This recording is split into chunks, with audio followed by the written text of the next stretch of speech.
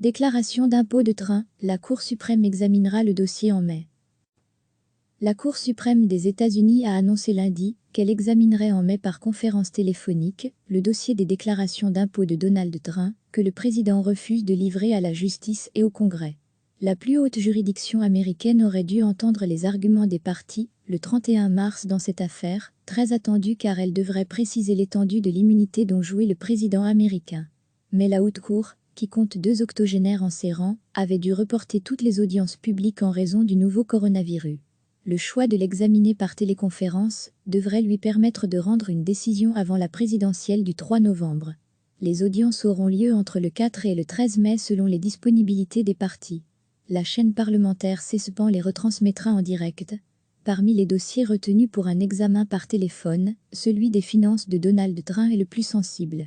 L'ancien magnat de l'immobilier, qui a fait de sa fortune un argument de campagne, est le premier président américain depuis Richard Nixon à refuser de rendre publique sa situation fiscale.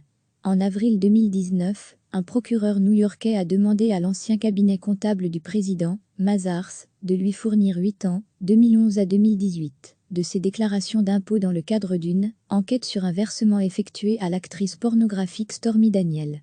Ce paiement, destiné à acheter le silence de la jeune femme sur une liaison supposée avec le milliardaire et effectué pendant la campagne de 2016, pourrait avoir violé les lois de financement des campagnes électorales. En parallèle, des commissions de la Chambre des représentants, où les démocrates sont majoritaires, ont demandé toute une série de documents financiers couvrant la même période, dans des injonctions adressées au cabinet Mazars, mais aussi aux banques Deutsche Bank et Capital One. Le président s'est opposé en justice à ces requêtes, mais les tribunaux fédéraux lui ont donné tort en première instance et en appel. Il s'est alors tourné vers la Cour suprême des États-Unis, profondément remaniée depuis son élection.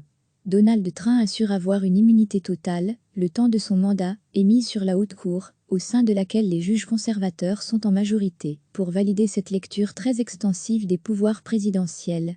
Recevez chaque matin l'essentiel de l'actualité. La Cour suprême des États-Unis a annoncé lundi qu'elle examinerait en mai par conférence téléphonique le dossier des déclarations d'impôt de Donald Trump que le président refuse de livrer à la justice et au Congrès. La plus haute juridiction américaine aurait dû entendre les arguments des parties le 31 mars dans cette affaire, très attendue car elle devrait préciser l'étendue de l'immunité dont jouit le président américain. Mais la haute cour, qui compte 2 octogénaires en ses rangs, avait dû reporter toutes les audiences publiques en raison du nouveau coronavirus. Le choix de l'examiner par téléconférence devrait lui permettre de rendre une décision avant la présidentielle du 3 novembre. Les audiences auront lieu entre le 4 et le 13 mai selon les disponibilités des parties. La chaîne parlementaire C-SPAN les retransmettra en direct. Parmi les dossiers retenus pour un examen par téléphone, celui des finances de Donald Trump est le plus sensible.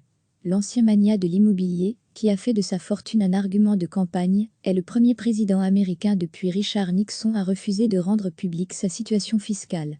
En avril 2019, un procureur new-yorkais a demandé à l'ancien cabinet comptable du président, Mazars, de lui fournir 8 ans, 2011 à 2018, de ses déclarations d'impôt dans le cadre d'une enquête sur un versement effectué à l'actrice pornographique Stormy Daniels.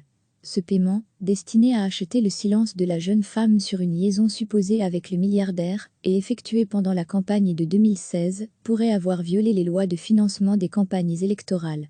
En parallèle, des commissions de la Chambre des représentants, où les démocrates sont majoritaires, ont demandé toute une série de documents financiers couvrant la même période, dans des injonctions adressées au cabinet Mazars, mais aussi aux banques Deutsche Bank et Capital One.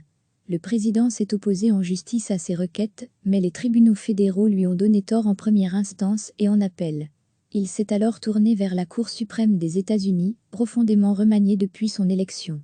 Donald Trump assure avoir une immunité totale, le temps de son mandat, est mise sur la haute cour, au sein de laquelle les juges conservateurs sont en majorité, pour valider cette lecture très extensive des pouvoirs présidentiels. Cliquez sur s'abonner pour recevoir les dernières nouvelles.